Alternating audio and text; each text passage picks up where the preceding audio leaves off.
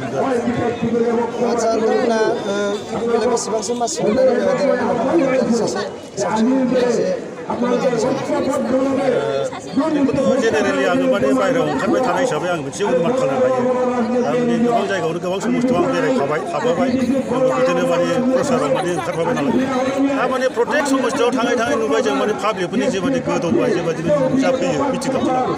बेखौ नुयोबाथ' 100% माने गोबां समस्थआवनो देरहानायखौ नुखायो कमेडियान हिसाबै दाब्ला बिथांमोनाबो गोबां फोसावथाय खालामबाय बिसोरो बबे अंखौ लानानै बुंदों आं बेखौ बारा गुदि खिथा बुंनो थांला आंबो मिथिला आरोखि गावसोरबा बबे अंखजों लानानै मारै बुंदों खिन्थु आं नुदों बिसोर ओंखारनायखौ जों जेब्ला जोङो अलरेडि माने जोङो दा पाब्लिक फेस माने जानाया बिराद गोबाव जाबाय आरोखि बिसोरखौ मैया दाख्लैसो नुदों आङो जेनेबा दाब्लाखमोन बा प्रबिनमोन सोरबा बे मा होनो फैलाव आरो बे बिपुल राभाना मा होनो बिसोरखौ टिभियाव नुबाय थारमाने जोंनि रिएक्सनावसो ओंखारदों नामा बेबायदि आं सानो आरोखि बिसोरनि नुनायखौ आरोखि थारमाने जों जे बेबायदि ओंखारबाय जों ओंखारनायनि सायावनो बिस्रा माबा मोनसे गावसिनि गोसोजों साननानै माबा मोनसे रिभेन्सजों ओंखारदों नामा बिदिसो साननाय बायदि मोनबाय आरोखि आं बिसोरखौ दा आंनि बुंनाङा बेनो आरोखि जेनेबा आरोखि ओंखारदों बिथांमोना ओंखारदों जेरै ओंखारदों जोंबो बिदिनो जेरै जोंथिया ओंखारदों जों बिदिनो ओंखारगोन आरोखि बे गावबा गावनि खोथा जोंनि खिन्थु जोंना मोनसे माबा दं साननाय दं जोंना जाहैबाय जोंना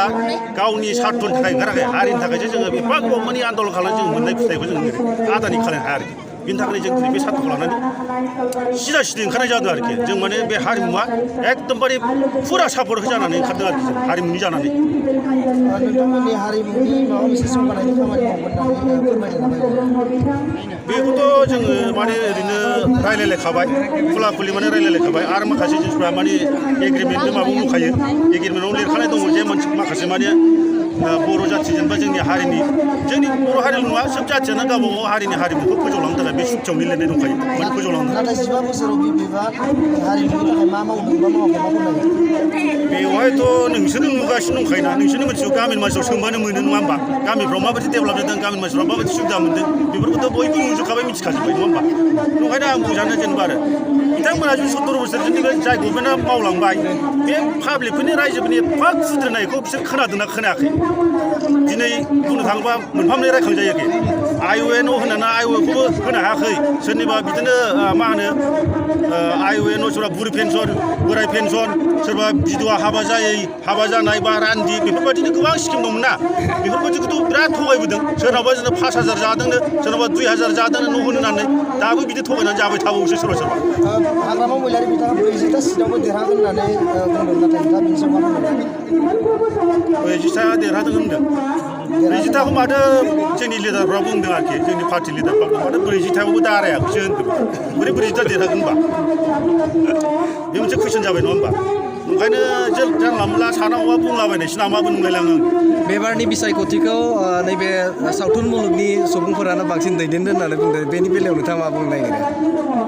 सावथुन मुलुगावथ' जेनेबा बेबो नंगौ जों सावथुन मुलुगाव ओंखारबाय थानायखौ नोंथांमोना नुबाय थायो दा खारना जाहैबाय सावथुन मुलुगा दिनै मानो ओंखारनो गोनां जादों